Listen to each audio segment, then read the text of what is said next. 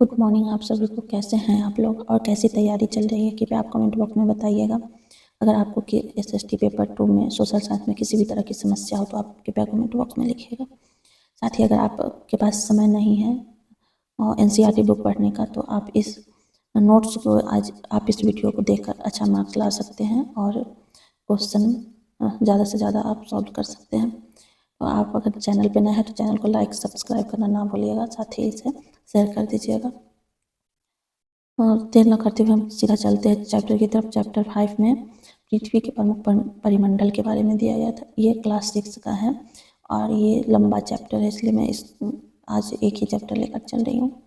इसमें बताया गया है जैसा कि हम लोग जो पिछले अध्याय में पढ़ चुके हैं पृथ्वी के बारे में। पृथ्वी एक ऐसा ग्रह है जहाँ पे जीवन संभव है, मानव यहाँ जीवित रह सकता है क्योंकि यहीं पे भूमि, जल तथा हवा आदि मौजूद है।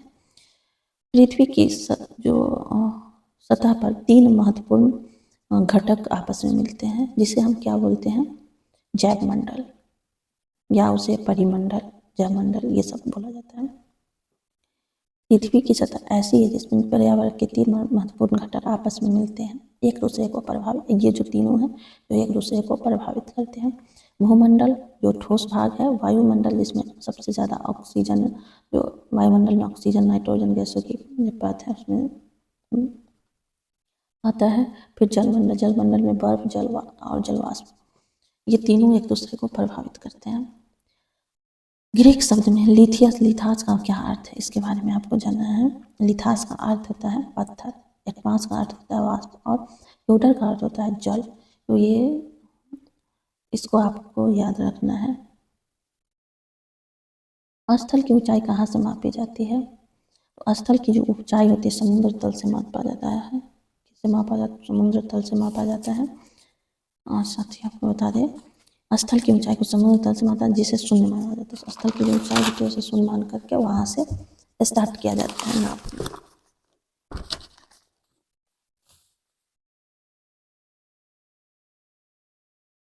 विश्व की सबसे ऊंचा शिखर माउंट एवरेस्ट है। इसका समुद्र तल से ऊंचाई कितना है? 8,848 मीटर ऊंचा है। विश्व का सबसे गहरा भाग प्रशांत महासागर का मैरियाना गर्त है जिसकी गहराई 11,022 मीटर है।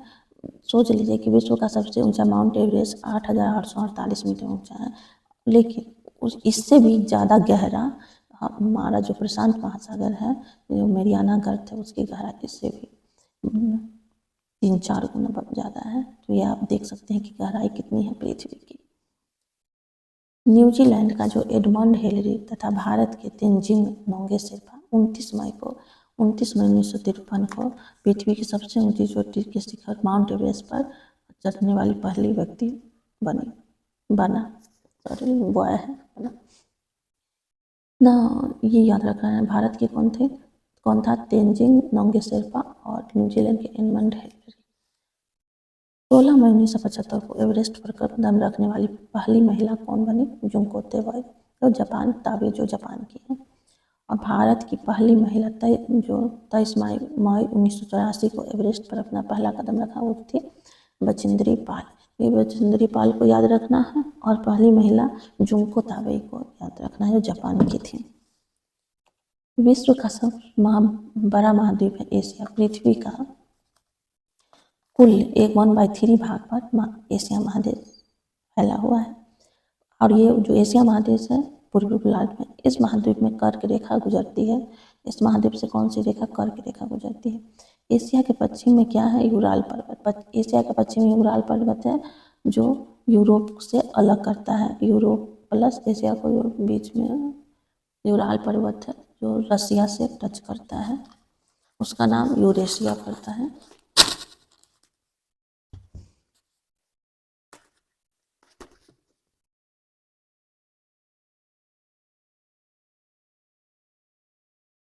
यूरोप एशिया से बहुत छोटा है। यूरोप जो है एशिया से बहुत छोटा है। यह महाद्वीप पश्चिम गोलार्ध में, यूरोप किस गोलार्ध में है? याद रखना है पश्चिम गोलार्ध में।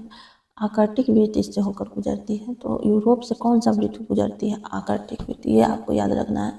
पूछेगा कि किस महाद्वीप से आर्कटिक वृत्त गुजरती है तो आपको यूरोप लिखना है। ये 3 तरफ से जल से घिरा है, तीनों तरफ से ये जल से घिरा है यूरोप।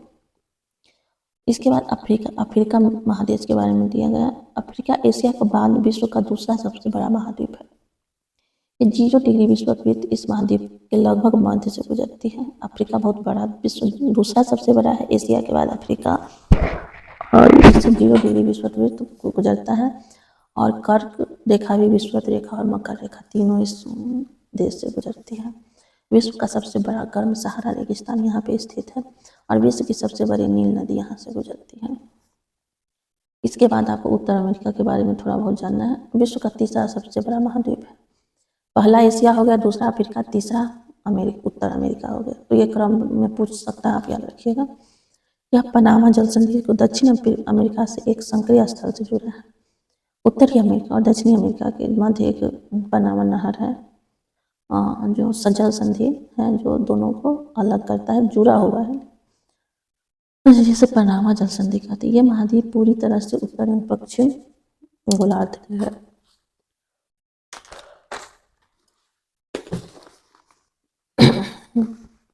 विश्व की सबसे लंबी पर्वत, दक्षिण अमेरिका के बारे में आपको पढ़ना है, थोड़ा सा इसमें जानकारी रखनी है कि विश्व की सबसे लंबी पर्वत श्रृंखला एंडीज पर्वत श्रृंखला है, और सबसे बड़ी नदी यहाँ अमेजन है। अमेजन जंगल सबको पता होगा, जो पृथ्वी का फेफड़ा कहा जाता है अमेजन जंगल को, वहाँ पे अमेजन नदी है।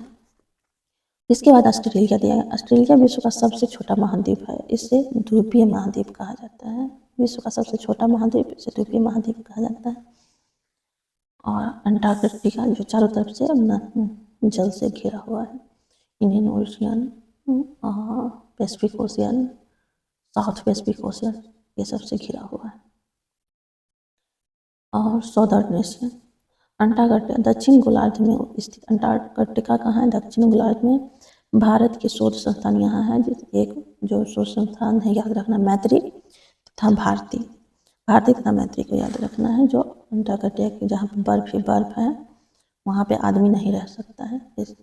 यहाँ पे वैज्ञानिक आकर के अपना शोध करते हैं।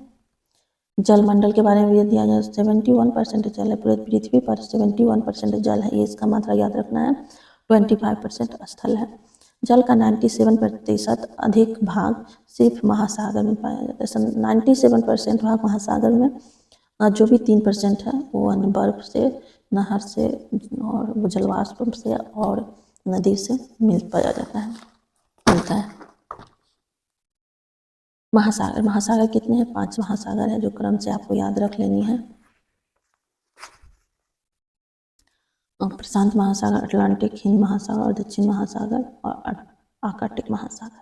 प्रशांत महासागर, अटलांटिक, हिंद महासागर, दक्षिण महासागर और आर्कटिक महासागर। प्रशांत महासागर सबसे बड़ा महासागर, पृथ्वी के 1/3 भाग पर फैला हुआ है, और पृथ्वी का सबसे गहरा जो मैरियाना गर्त, पहले भी आप पढ़ चुके हैं, प्रशांत महासागर है। इसका आकार याद रखना है, पूछा है कितना बार। इसका आकार है वृत्ताकार। एशिया, ऑस्ट्रेलिया, उत्तर दक्षिण अमेरिका की चारों ओर स्थित है, और ये एशिया, ऑस्ट्रेलिया, उत्तर दक्षिण अमेरिका की चारों ओर स्थित है। इसके बाद आपको थोड़ा बहुत अटलांटिक महासागर के बारे में जानना है। अटलांटिक महासागर दूसरा सबसे बड़ा महासागर है, और ये एस आकार का है। प्रशांत महासागर वृत्ताकार है, अटलांटिक महासागर एस आकार का है। पश्चिम किनारे पर उत्तर एवं दक्षिण अमेरिका तथा पूर्वी किनारे पर यूरोप एवं अफ्रीका स्थित है। तो अटलांटिक महासागर के पश्चिम किनारे पर उत्तर एवं दक्षिण अमेरिका, पश्चिम किनारे पर दोनों अमेरिका है, तथा पूर्वी किनारे पर यूरोप एवं अफ्रीका है। धनतुरित तट रेखा प्राकृतिक पोताश्रय एवं पत्तनों के लिए आदर्श। ये जो अटलांटिक महासागर है, यहाँ पोताश्रय के लिए और जहाज के लिए और नौका चालन के लिए ये बहुत ही परफेक्ट है, आदर्श स्थिति है इसके लिए, पत्तनों के लिए। ये भी एग्जाम में कितनी बार पूछा गया है, तो ध्यान रखिए।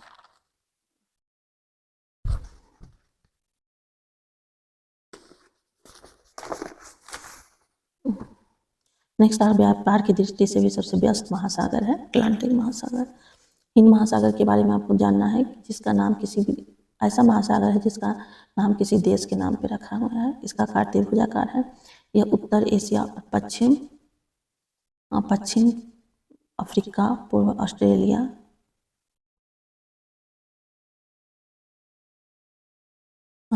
उत्तर में एशिया है, पश्चिम में अफ्रीका है, और पूर्व में ऑस्ट्रेलिया है हिंद महासागर के। दक्षिण हिंद महासागर, यह अंटार्कटिका महाद्वीप से उत्तर की ओर 60 डिग्री दक्षिण अक्षांश तक फैला है। यहाँ पे दक्षिण महासागर की बात हो रही है, जहाँ पे बर्फ ही बर्फ है और हमारा भारत का शोध संस्थान है। आर्कटिक उत्तर ध्रुव में स्थित है तथा उत्तर ध्रुव के चारों ओर फैला हुआ है। यह प्रशांत महासागर के छिछले जल वाले संकरे भाग से जुड़ा है, जिसे बेरिंग जल संधि, बेरिंग जल संधि आपको याद रखना है कहाँ पर, आर्कटिक महासागर में, और जो है प्रशांत महासागर के संकरे जल मतलब संकरे भाग से जुड़ा हुआ है। यह उत्तर अमेरिका के उत्तरी तट तथा यूरेशिया से घिरा हुआ है। साथ ही आपको वायुमंडल के बारे में कुछ जानकारी रखनी है। वायुमंडल पृथ्वी चारों ओर से गैस की एक परत से घिरी हुई है, जिसे वायुमंडल कहते हैं। वायुमंडल के 1600 किलोमीटर तक की ऊंचाई तक फैला है। वायुमंडल मुक्त ऑक्सीजन एवं नाइट्रोजन का बना है, जो साफ सुथरा शुष्क हवा 99% है। आयतन के अनुसार सबसे अधिक नाइट्रोजन है 78%, ऑक्सीजन है 21%, इसके बाद और कार्बन 1% में कार्बन और भी आर्गन जैसे और भी गैस आते हैं।